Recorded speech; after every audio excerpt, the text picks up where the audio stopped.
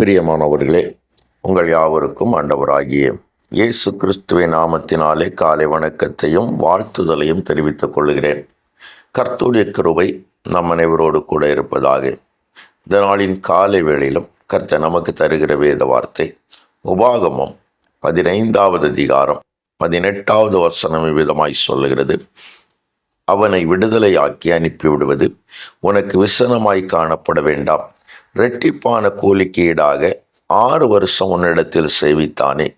இப்படி உன் தேவனாகிய கர்த்தர் நீ செய்யும் எல்லாவற்றிலும் உன்னை ஆசீர்வதிப்பார் என்று சொல்லி வேதம் நமக்கு கூறுகிறது. எனக்கு அருமையானவர்களே, இந்த காலை வேளையிலே நான் உங்களோடு கூட விதமாய் பேச விரும்புகிறேன். நீ செய்யும் எல்லாவற்றிலும் உன்னை ஆசீர்வதிப்பார். என்னை கேட்டுக்கொண்டிருக்கிற என் அன்பு தேவனுடைய பிள்ளைகளே, நம்முடைய ஆண்டவராகிய கர்த்தர் நம்மை ஆசீர்வதிக்க வேண்டும் என்பது நம் எல்லாருடைய விருப்பமும் நோக்கமுமாயிருக்கிறது.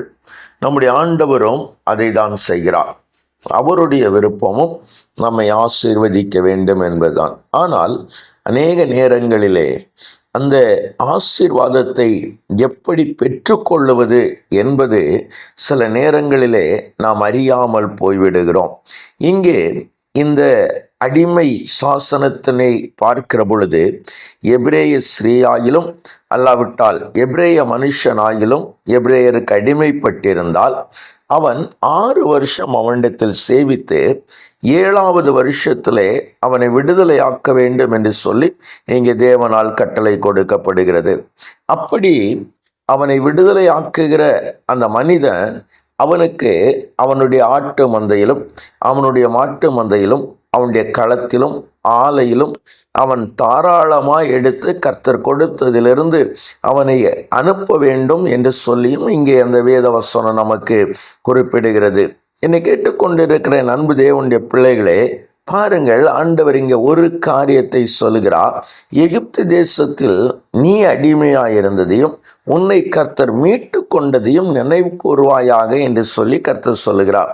அப்படியானால் ஆண்டவர் இங்கே சொல்ல வருவது என்ன என்பதை சற்று நாம் நிதானிப்போம் என்று சொன்னால், ஆண்டவர் தன்னுடைய பிள்ளைகளை அவர்கள் நியாயமான ரீதியிலே நடந்து கொள்ளவும், அவர்கள் சோதரம் அநியாயம் செய்வதிலிருந்து விலக்கி கொள்ளவும் கர்த்தர் இங்கு விரும்புகிறார் என்பதை பார்க்க முடிகிறது.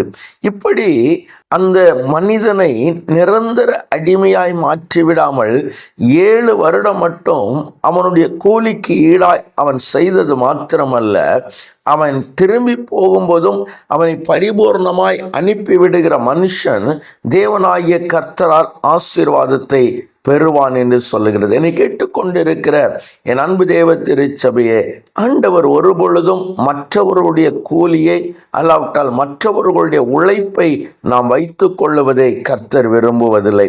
ஒருவேளை இந்த நாளின் காலை வேளையிலே இந்த செய்தி உங்களை அடையும் பொழுது ஏதோ ஒரு இடத்துல மற்றவருடைய கூலியை அல்லாவிட்டால் மற்றவருடைய வேலைக்கானதை நாம் எடுத்து கொள்ளுவோம் என்று சொன்னால், இன்றைக்கு அதை விட்டுவிட்டு கர்த்தர் நம்மை ஆசீர்வதிக்கும்படியாய் தேவனாகிய கர்த்தருடைய ஆசீர்வாதம் என் மேல் மாத்திரமல்ல என்னுடைய தலைமுறைகள் மேலும் இறங்கும்படியாய் நான் இந்த காரியத்திலே உண்மையாய் இருப்பேன் என்கிற ஒரு உறுதிமொழியை எடுத்துக்கொள்வோம் என்று சொன்னால், வேதம் சொல்லுகிறது, உன் தேவனாகிய கர்த்தர் நீ செய்யும் எல்லாவற்றிலும் உன்னை ஆசீர்வதிப்பார் என்று சொல்லி அந்த கிருபையை பெற்றுக்கொள்ளும்படியாய் கண்களை மூடி ஜெபிக்கலாமா? எங்களை நேசிக்க நல்ல தகப்பனே, நல்ல வேளைக்காயுமே நன்றியோடு துதிக்கிறோம். ஆமாண்டவரே, நாங்கள் எல்லா நிலைகளிலும் உம்மை சேவிப்பதற்கு கடமைப்பட்டவர்கள் ஆண்டவரே.